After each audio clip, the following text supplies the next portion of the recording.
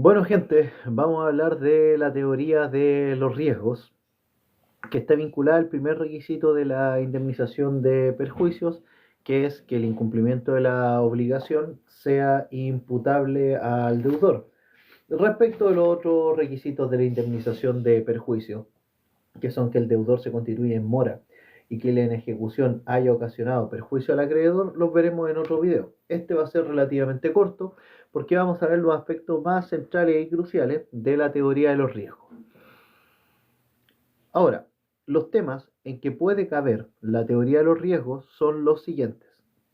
Primero, contratos bilaterales, y junto con los contratos bilaterales la condición resolutoria tácita, la extinción de las obligaciones y las obligaciones de especie o cuerpo cierto.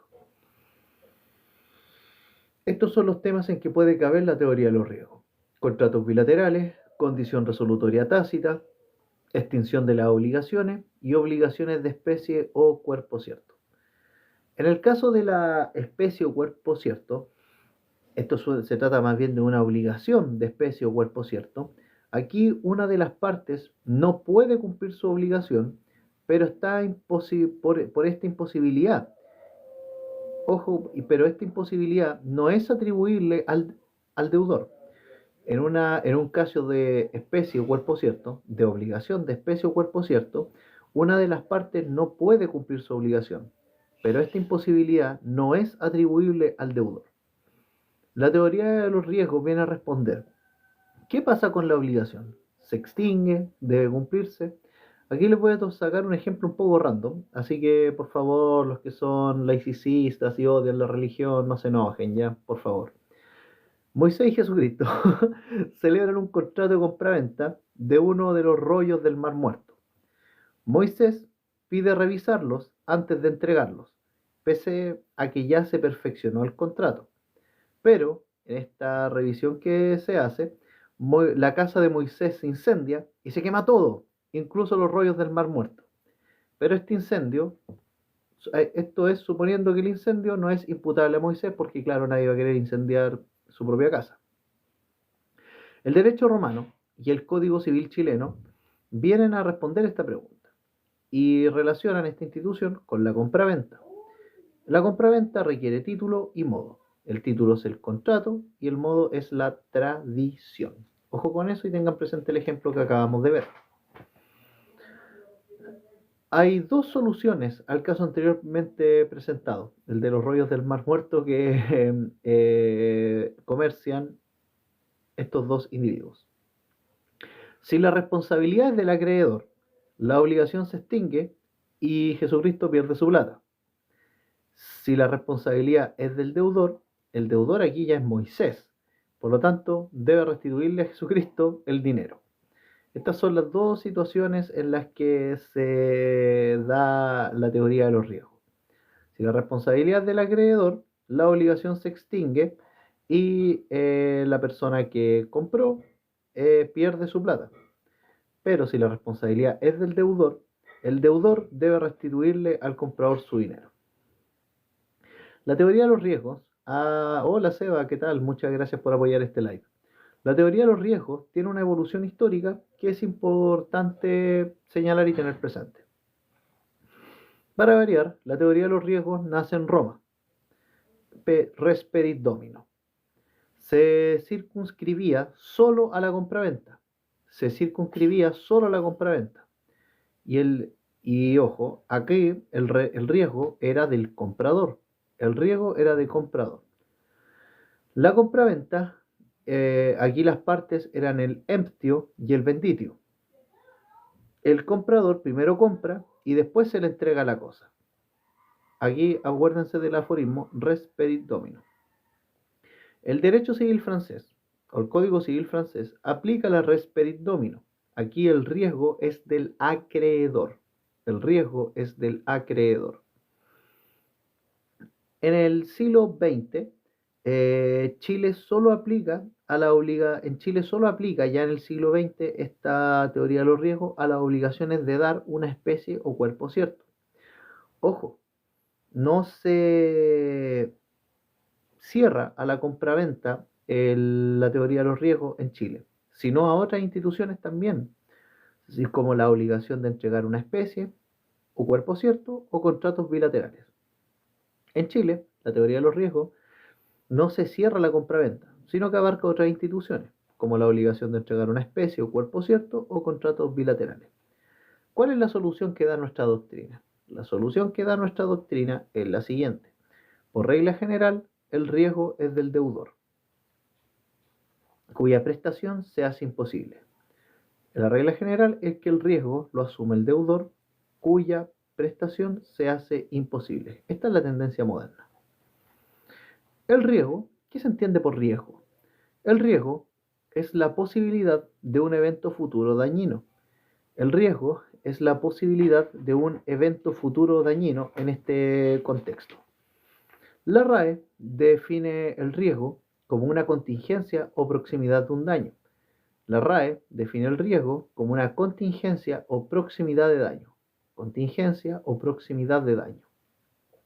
Importa cuando es jurídicamente relevante. El riesgo solo importa cuando es jurídicamente relevante. El riesgo lo tenemos también presente en derechos personales y en derechos reales, el riesgo en derechos reales es el riesgo de su extinción o término. Y este riesgo de extinción o término del derecho real lo tiene el titular del derecho. Por eso el aforismo res perit nomino. Las cosas perecen por su dueño. Vale. Vamos ahora con el concepto y los elementos de la teoría del riesgo. Conceptos y elementos de la teoría del riesgo. La teoría del riesgo se entiende como un conjunto de normas y principios que describen el efecto jurídico que acarrea la extinción de una obligación por imposibilidad no imputable al deudor en el contexto de un contrato bilateral. La teoría del riesgo es un conjunto de normas y principios que describen el efecto jurídico que acarrea la extinción de una obligación por imposibilidad no imputable al deudor en el contexto de un contrato bilateral. La teoría del riesgo, entonces, es un conjunto de normas y principios que describen el efecto jurídico que acarrea la extinción de una obligación por imposibilidad no imputable al deudor en el contexto de un contrato bilateral. Aquí tenemos 5 elementos en su definición que son súper importantes. Conjunto de normas y principios que describen el efecto jurídico que acarrea la extinción de una obligación por imposibilidad no imputable al deudor en el contexto de un contrato bilateral, entendiendo de que la teoría de los riesgos es una creación doctrinaria. Los elementos que deben configurarse para que la teoría de los riesgos tenga aplicación son los siguientes. Los elementos que deben configurarse para que la teoría de los riesgos tenga aplicación son los siguientes. Primero, debe existir una obligación, es evidente, debe existir una obligación. Segundo, la fuente de la obligación debe ser un contrato bilateral o un contrato sinalagmático imperfecto. Los contratos sinalagmáticos imperfectos son aquellos unilaterales que degeneran en bilaterales. No cabe la teoría del riesgo en contratos unilaterales porque solo hay una parte obligada. En caso fortuito o fuerza mayor, la obligación se extingue. En contrato de arrendamiento sí cabe la teoría de los riesgos, ojo con eso. Pero ojo, la teoría de los riesgos no cabe en un comodato. ¿Por qué? Porque solo se obliga el comodatario. Un tercer requisito para que se configure la teoría de los riesgos es que la obligación se haya hecho imposible de cumplir. Que la obligación se haya hecho imposible de cumplir. Se discute en casos de imposibilidad total o parcial.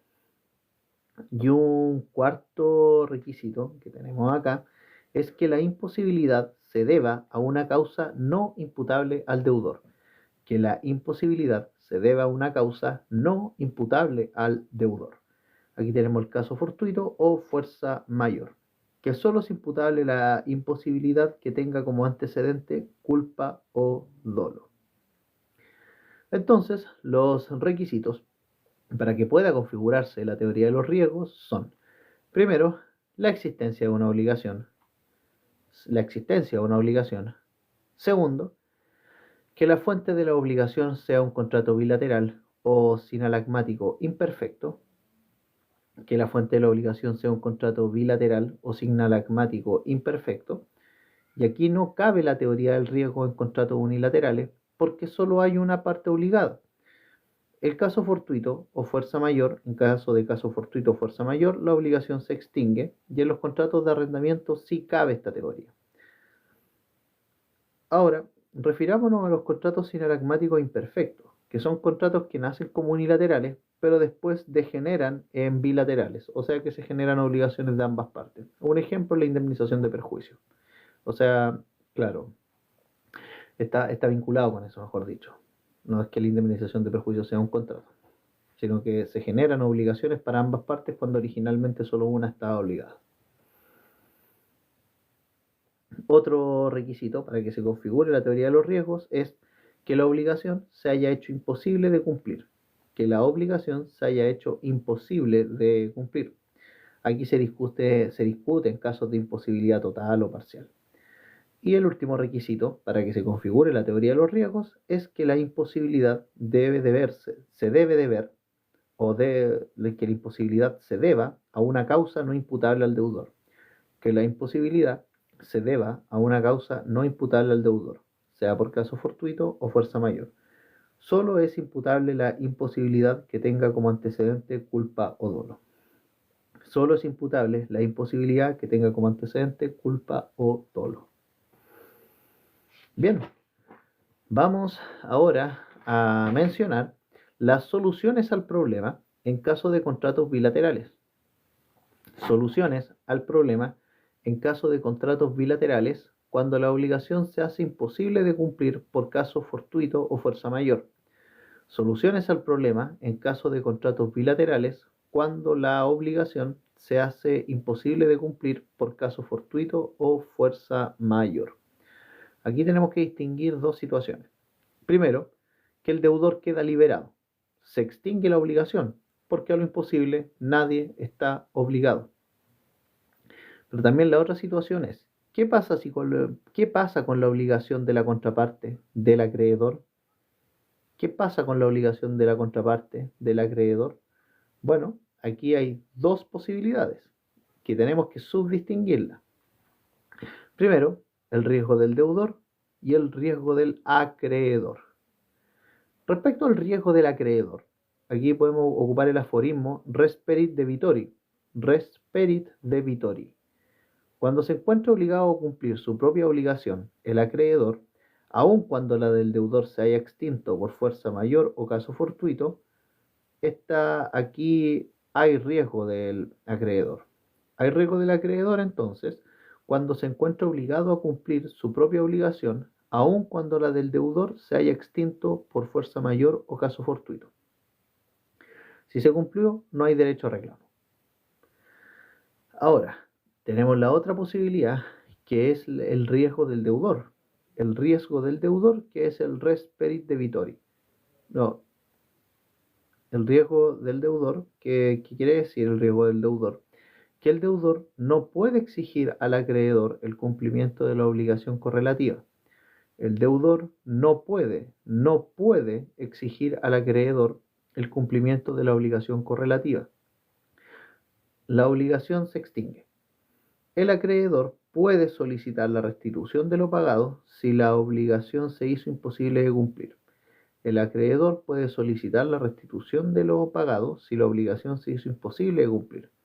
Bajo esta teoría, la teoría de los riesgos es una excepción pro deudor. Bajo esta teoría, la teoría de los riesgos es una excepción pro deudor, caso del riesgo del deudor.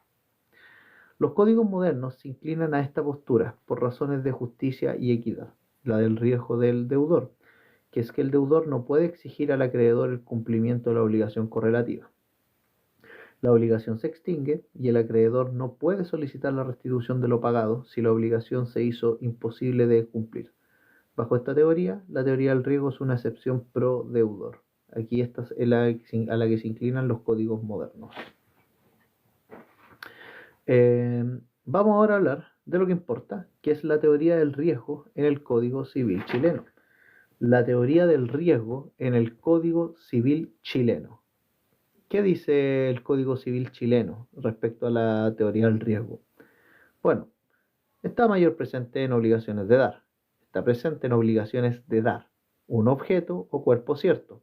Conforme al artículo 1550 del Código Civil, hablamos aquí del riesgo de cuerpo cierto y que el riesgo del cuerpo cierto acá es de cargo del acreedor, es decir, el comprador. Coherente con lo que señala el artículo 1820 del Código Civil. Vamos entonces a leer lo que dice el artículo 1550. El riesgo del cuerpo cierto, cuya entrega se deba, es siempre a cargo del acreedor, salvo que el deudor se constituya en mora de efectuarla, o que se haya comprometido a entregar una misma cosa a dos o más personas por obligaciones distintas. En cualquiera de estos casos, será a cargo del deudor el riesgo de la cosa, hasta su entrega. Dice el 1550 que el riesgo del cuerpo cierto, cuya entrega se deba, es siempre a cargo del acreedor, salvo que el deudor se constituya en mora de efectuarla o se haya comprometido a entregar una misma cosa a dos o más personas por obligaciones distintas. En cualquiera de estos casos, será a cargo del deudor el riesgo de la cosa hasta su entrega. Buena, Joaquito, ¿qué tal? Tanto tiempo. Y el artículo 1820, que está estrechamente vinculado con el artículo 1550, señala que la pérdida, deterioro o mejora de la especie o cuerpo cierto que se vende pertenece al comprador desde el momento de perfeccionarse el contrato, aunque no se haya entregado la cosa, salvo que se venda bajo condición suspensiva y que se cumpla la condición. Eh, Salvo que se venda bajo condición suspensiva y que se cumpla la condición. Y en este caso, pereciendo totalmente la especie mientras pende la condición, la pérdida será del vendedor y la mejora o deterioro pertenecerá al comprador. Entonces, el artículo 1820, que se liga a la teoría de los riesgos, señala que la pérdida, deterioro o mejora de la especie o cuerpo cierto que se vende pertenece al comprador desde el momento en que se perfecciona el contrato, aunque no se haya entregado la cosa, salvo que se venda bajo condición suspensiva y que se cumpla la condición. Pues entonces, pereciendo totalmente la especie mientras penda la condición, la pérdida será del vendedor y la mejora o deterioro pertenecerá al comprador. Vale. Vamos a hablar ahora de las excepciones a la regla del artículo 1550.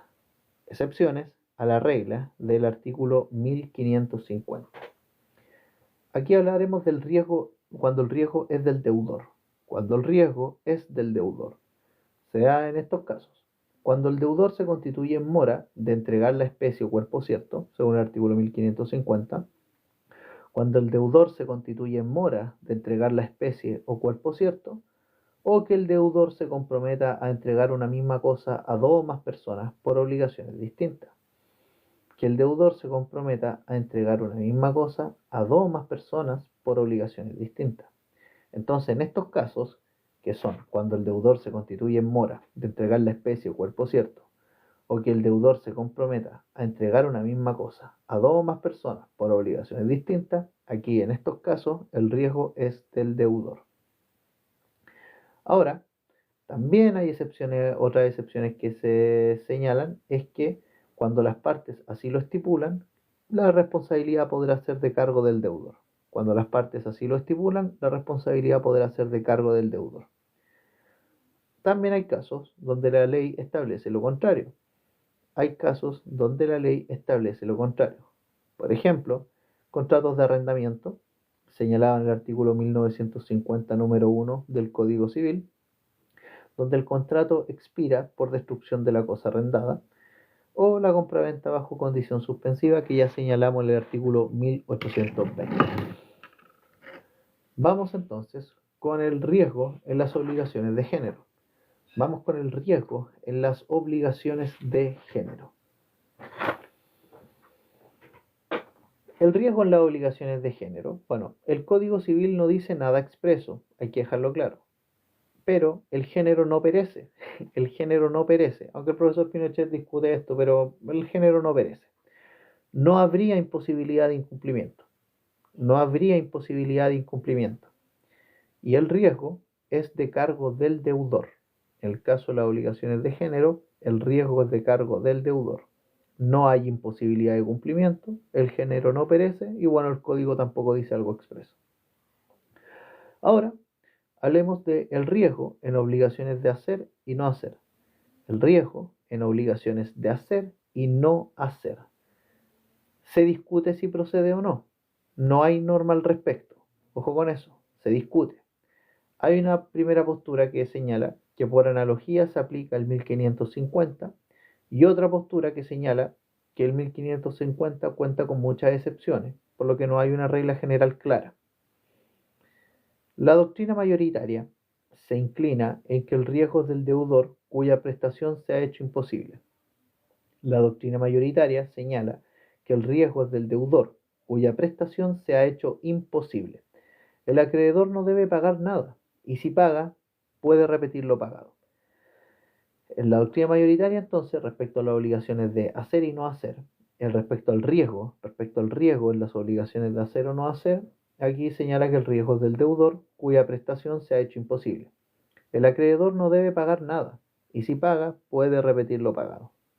El profesor Barcia señala lo siguiente, o Barquia, como quieran decir, el profesor Barcia señala que el juez puede resolver casuísticamente en base al principio de equidad. El profesor Barcia señala que el juez puede resolver casuísticamente en base al principio de equidad. Ahora, el artículo 1550 del Código Civil recibe críticas. ¿Cuáles son las críticas que recibe el artículo 1550 del Código Civil? Es que la regla del artículo 1550 es una inadvertencia de Bello. Pero hay quienes discuten esto de que es una inadvertencia, señalando que en realidad don Andrés Bello se basa en el derecho romano-castellano. Eso es una conjetura. No es una inadvertencia, sino es una influencia castellano-romana. Bien, con esto vamos a terminar y es la teoría del riesgo en la jurisprudencia chilena, obviamente. Teoría del riesgo en la jurisprudencia. La teoría del riesgo en la jurisprudencia, bueno, aquí tenemos que señalar lo que ha resuelto la Corte Suprema, tanto el año 2012 como el año 2007, y la Corte de Apelaciones de Santiago el año 1863. Aunque no lo crean, hay jurisprudencia del año 1863 que se pronuncia sobre la teoría de los riesgos. Bueno, vamos con un criterio de la Corte Suprema en una sentencia del año 2012. Hay el rol 1180, 11, bueno, que se dictó el 2012, quédense con eso, la verdad. La Corte Suprema, en una sentencia del 2012, señala que si hay caso fortuito o fuerza mayor, es inimputable al deudor, se extingue la obligación.